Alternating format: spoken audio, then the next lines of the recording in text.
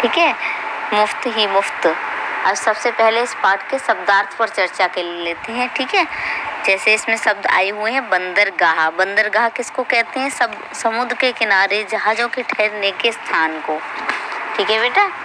फिर उच्च काकर यानी उठाकर।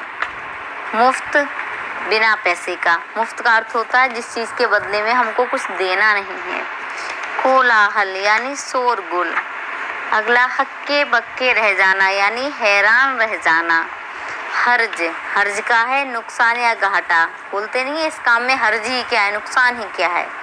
फुर्ती, फुर्ती का अर्थ होता है तेजी। किस्मत, किस्मत का अर्थ है भाग्य। अगला मेहरबानी, मेहरबानी का अर्थ है कृपा। ठीक है बेटा, ये है आपके चैप्टर के शब्दार्थ जो आपको इस चैप्टर में मिलेंगे। ठीक है बेटा। आगे चैप्टर का नाम जैसे मुफ्त ही मुफ्त, उसको सबसे पहले रीड करते हैं। ठीक है, इसमें एक भीखू भाई की चर्चा है, पढ़ते हैं। एक दिन भीखू भाई का मन नारियल खाने का हुआ, ताजा मुलायम कसा हुआ शक्कर के साथ। उसके बारे में सोचते ही भीखू भाई ने अपने ओठों को चटकारा। वाह क्या मीठा सा स्वाद होगा। इमेजिन किया कि क्या मीठा सा स्वाद होगा। लेकिन एक छोटी सी समस्या थी, घर में एक भी नारियल नहीं था। भीखू भाई का मन नारियल खाने का तो था, लेकिन उनके घर में एक भी नारियल नहीं था। अब भीखू भाई सोचते हैं अब मुझे बाजार जाना पड़ेगा। उन्होंने अपनी पत्नी लाबू बहन से कहा। लाबू बहन ने अपने कंधे उचकाकर कहा खाना है तो जाना पड़ेगा। एक समस्या और थी। भीखू भाई ने कहा पैसे खर्च करने पड़ेंगे। भीखू भाई तो बहुत कंजूस इंसान थे। लाबू बहन बोली हाँ पैसे तो खर्च करने पड़ेंगे। अब तक तुम्हें पता लग गया होगा भीखू भाई जरा कैसे इंसान थे, कंजूस। लेकिन उनका नारियल खाने का जी ऐसा ललचाया कि वे जल्दी घर वापस लौटकर लाबू बहन से बोलते हैं मैं बाजार तक जाता हूँ। ठीक है, तो बाजार में पता करने गए कि नारियल कितने के भाव बिक रही हैं। ठीक है, भीखू भाई जूते पहनकर छड़ी उठाकर बाजार में निकल लिए। बाजार में इधर उधर देखा, फिर एक नारियल वाले से पूछा कि ये नारियल कितने में दोगे। नारियल वाला बोला बस 2 रुपए में काका। लेकिन वो कंजूस थे तो उन्हें वो पैसे बहुत ज़्यादा लगे। नारियल वाले ने कहा ना जी ना, 2 रुपए दाम सही दाम है, ले लो या छोड़ दो। भीखू भाई बोले ठीक है बड़बड़ाए। अच्छा तो बताओ 1 रुपए में कहाँ मिलेगा। नारियल वाले ने कहा यहाँ से थोड़ी दूर मंडी है, वहाँ शायद मिल जाए। भीखू भाई उसी की तरफ चल पड़े। चलो लेते हैं, वे अपने आप से बोले। आगे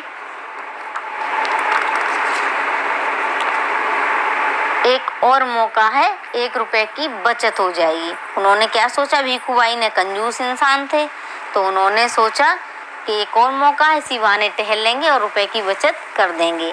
खुशी खुशी भीखू भाई ने अपनी छड़ी को जमीन पर थपथपाया, मंडी में चल दिए। मंडी में तो बहुत सारा शोर मच रहा था। बटाटा, आलू, कांदा, प्याज ये सारी सब्जियां वहाँ बिक रही थीं। माथे का पसीना पोंछकर भीखू भाई ने इधर उधर ताका। नारियल वाले को देखकर पूछा अरे भाई ये नारियल कितने में दोगे। नारियल वाला बोला 1 रुपए में। भीखू भाई ने कहा यह क्या, मैं इतनी दूर से आया हूँ, तुम पूरा 1 रुपया मांग रहे हो, 50 पैसे का काफ़ी है। तो लेकिन नारियल वाले ने क्या है उससे मना कर दिया, छीन लिया उसके हाथ से नारियल और बोला माफ़ करो काका, 1 रुपए में कुछ नहीं। लेकिन भीखू भाई तो भीखू भाई थे, उन्हें सस्ता चाहिए, वो फिर आगे बढ़ गए। 50 पैसे बचाने के चक्कर में उन्होंने सोचा कि हमारी टांगों में अभी भी दम है। पैरों को घसीटते हुए भीखू भाई चलने लगे। हर 2 कदम रुककर वो जेब से बड़ा सफ़ेद रूमाल निकालकर अपना पसीना पोंछते। सागर के किनारे पहुँचे, एक नाव वाला बैठा था, उसके सामने 2-4 नारियल पड़े थे। अब उससे भी पूछने लगे नारियल कितने में दोगे। नाव वाले से पूछा तो उन्होंने भी बताया कि केवल 50 पैसे में। ठीक है, लेकिन उन्हें ये भी ज़्यादा लग रहे थे क्योंकि वो बहुत कंजूस था। लेकिन करता क्या, उसे लेने थे। लेकिन फिर भी उसने उससे क्या बोला कि मेरे पास 50 पैसे नहीं है, ये तो बहुत ज़्यादा, मैं तुम्हें 25 दे दूँगा। नाव वाले ने कहा नारियल नीचे रख दो, कोई सौदा नहीं चलेगा। थोड़ी देर बाद भीखू भाई की ओर ध्यान से देखा और जरा ठंडे दिमाग से उससे दोबारा फिर क्या बोल दिया उसी तरह, बगीचे में चले जाइए आप। भीखू भाई ने फिर अपने आप को समझाया, इतनी दूर से आया हूँ, अब बगीचे तक जाने में क्या हर्ज है, फिर चले जाएंगे। मतलब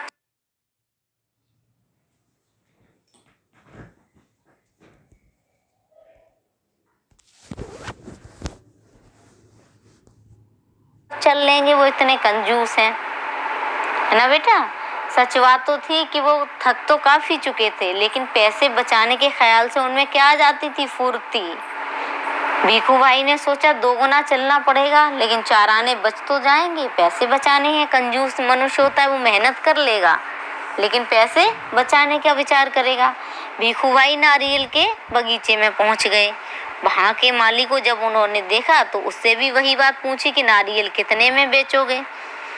यानी कि भीखू भाई 3 जगह घूम आए, बाजार घूम आए, मंडी घूम आए, और कहाँ पहुंच गए अब, नाव वाले के पास घूम आए और पहुंच गए अब बगीचे में। किस लिए, नारियल फ्री के लेने के लिए। आगे पढ़िए। माली ने जवाब दिया, जो पसंद आए ले जाओ काका, बस 25 पैसे का एक। देखो कितने बड़े बड़े हैं। अब देखो 25 रुपए भी उनको ज्यादा लगने लगे। पूरा रास्ता पैदल चलने के बाद भीखू भाई के जूते घिस गए, पैर थक गए, अब पैसे भी देने पड़ेंगे। मेरी बात मानो, नारियल मुफ्त में दे दो। किसने कहा, भीखू भाई ने। देखो देखो मैं कितना थक गया हूँ। भीखू भाई की बात सुनकर माली ने कहा, काका मुफ्त में चाहिए तो ये रहा पेड़ और ये रहे नारियल, आप पेड़ पर चढ़ जाइए, ठीक है, जितना चाहे उतना ले लेना। पैसे बचाने के चक्कर में भीखू भाई ने जल्दी से जल्दी पेड़ पर चढ़ना शुरू कर दिया। अब चढ़ते समय वो बहुत खुश हो रहे थे। क्यों? क्योंकि उन्हें मुफ्त में नारियल मिल रहे थे। उन्होंने क्या सोचा आगे, मेरी किस्मत तो खुल गई, जितने चाहे नारियल ले लूं। भीखू भाई ऊपर पहुंच गए। फिर वे टहनी और तने के बीच में आराम से बैठ गए। दोनों हाथों को आगे बढ़ाया, सबसे पहले सबसे बड़ा नारियल तोड़ने के चक्कर में। मुफ्त की चीज मनुष्य को मिल जाए तो वो सबसे ज्यादा अधिक से अधिक लेने की कोशिश करता है, ठीक है। भीखू भाई ने जैसे ही बड़े नारियल को तोड़ने का प्रयास किया, उनके पैर फिसल गए। भीखू भाई ने एकदम से नारियल को क्या किया, पकड़ा। बड़ा नारियल था तो, लेकिन वो अपने पैर को बैलेंस नहीं कर पाए, संतुलन पैर का नहीं बिठा पाए। और कैसे, उनका पैर, जैसे आप पेड़ पर चढ़े और आपका पैर का बैलेंस नहीं बना तो क्या है, आप नीचे ही गिरेंगे। तो ऐसे ही भीखू भाई भी ऊपर पेड़ से फिसल गए, ठीक है। और फिसल कर कहाँ गिरे होंगे बताइए, फिसल कर नीचे ही गिरे होंगे, ठीक है। और उनके दोनों पैर हैं, जब पेड़ से हम नीचे पैर फिसलेगा तो कैसे हो जाएंगे, ऐसा तो है नहीं है जमीन पर गिर जाएं, तुरंत ही जमीन पर नहीं गिरेंगे, ठीक है। हमारे दोनों पैर जो हैं हवा में झूल जाएंगे। अब भीखू भाई के पैर भी ऐसे ही हवा में झूलने लगे। अब भीखू भाई चिल्लाते हैं, अरे भाई मदद करो मदद करो। माली से विनती की, लेकिन माली ने क्या कह दिया, मेरा वो काम नहीं है, मैंने आपसे ये कह दिया कि नारियल लेने है, फ्री में ले लीजिए, है ना बेटा, बाकी सब तुम्हारे बीच का मामला है। लेकिन भीखू भाई बेचारे परेशान थे। और वहां से जब एक ऊंट सवार आदमी गुजरा तो उसको आवाज लगाने लगे। क्या आवाज लगाई उन्होंने, कि मेरी मदद करो। लेकिन उसने, अब जैसा भीखू भाई था वैसे ही उसको मनुष्य भी मिले। ऊंट भी वापस घास खाने के चक्कर में मुड़ गया, उसने भी नहीं मदद की। फिर उन्होंने एक घोड़े को बुलाया, उसने भी मदद नहीं की। फिर ऊंट के बाद उसने घोड़े को आवाज लगाई, लेकिन वो भी घास के चक्कर में मदद नहीं कर पाया। वो घास के चक्कर में नीचे खाने लगा घास, भीखू भाई ऊपर रह गए, ठीक है। तो इतने कौन कौन आया, घोड़ा आया, ऊंट वाला आया, लेकिन उनको किसी ने नहीं बचाया। और वो तीनों ही, ठीक है, एक के ऊपर एक करके चढ़े, घोड़े वाला और ऊंट वाला और भीखू भाई, और तीनों ही नीचे गिर पड़े। और सबसे बड़ा सा जो नारियल तोड़ रहे थे वो उनके सिर पे आके फूट गया। अब इस चैप्टर में देखो, ऊंट क्या था, पुराना यातायात का साधन था। ऐसे ही कुछ यातायात के पुराने साधन हैं, उनके बारे में हम आपको बताएंगे। इसमें है बैलगाड़ी। बैलगाड़ी क्या होती? बैलों से खींचे जाने वाली गाड़ी का यान है। यह विश्व का सबसे पुराना यातायात का साधन है। आगे भैंस। भैंस एक दुधारू पशु है। कुछ लोगों द्वारा भैंस का दूध है वो अधिक पसंद किया जाता है। यह गांव में ज़्यादा पाया जाता है। जो बच्चे गांव के होंगे उनको पता होगा भैंस पाली जाती है किसके लिए? दूध के लिए। उसका दूध बिकता है और दूध क्या होता है? कूड़ा आहार। तो हम भी उसको पीते हैं, है ना? किस किस के यहाँ भैंस है बताइए? हाँ जी हाँ, जिनके यहाँ भैंस है उन सबको पता होगा। भैंस कैसी है? एक दुधारू पशु है और ये गांव में ज़्यादा पाई जाती है। ग्रामीण क्षेत्रों में इसलिए क्योंकि वहाँ जगह भी होती है। सबको सिटी में इतनी जगह नहीं होती है जो भैंस वगैरह रख पाएँ, ठीक है। और भैंस का जो दूध होता है वो क्या, उससे भी हम क्या भी घी निकाल लेते हैं। घी देखो कितना महंगा है, तो वो हमारे लिए बहुत ही ज़रूरी है ना बेटा? आगे गधा। हर चीज़ की अपनी अपनी इम्पोर्टेंस है, ठीक है। ऐसा नहीं है हम लोग बोल देते गधा, तो गधा बेकार चीज़ नहीं होती है। गधा अश्व परिवार का पशु है। कई देशों में इससे बोझा ढोने के काम में लाया जाता है। बोझा जानते हो? सामान ढोता है, ईंटें ढोता है। आपने देखा होगा भट्टे तक ईंटें लेके जाता है गधा, वो भी काम की चीज़ है। और गधा कहाँ किस किस के पास ज़्यादा मिलेगा? धोबी और कुम्हार लोगों के यहाँ, ठीक है। क्योंकि धोबी क्या करता है? कपड़े धोता है। तो कपड़े धोने के लिए कपड़ों का जो सामान ले जाता है, कपड़े ले जाता है, वो किसके द्वारा ले जाता है? घोड़े के द्वारा। और कुम्हार जानते हो बेटा कौन होता है? जो मिट्टी के कुल्हड़, दीपक आदि बनाता है वो होता है कुम्हार। तो वो कुम्हार भी इस गधे का उपयोग किसके लिए करता है? मिट्टी के जो दीपक वगैरह होती हैं उन सबको ले जाने में कार्य करता है, ठीक है। ऐसे अब नहीं बोला करें किसी से गधा, ठीक। आगे हाथी पर आ जाइए। हाथी सबने देखा होगा कितना बड़ा होता है। हाथी जमीन पर रहने वाला सबसे विशाल जानवर है। कितना बड़ा होता है हाथी, सबने देखा होगा ना। अब यह जमीन पर रहने वाला कैसा है? सबसे बड़ा जानवर और सबसे बड़ा स्तनपायी जानवर है, ठीक है। विशाल आकार में देखा ही होगा हाथी के दांत देखे हैं सबने जो बाहर निकलते हैं, वो केवल दिखाने के होते हैं। और खाने के दांत तो हाथी के अंदर होते हैं। हाथी के कान देखे हैं सबने, कितने बड़े बड़े कान होते हैं। जब हाथी बड़ा है तो उसके कान भी बड़े होंगे, दांत भी बड़े होंगे। लेकिन जो दांत बड़े होते हैं वो केवल दिखाने के होते हैं। और हाथी खाता क्या क्या है?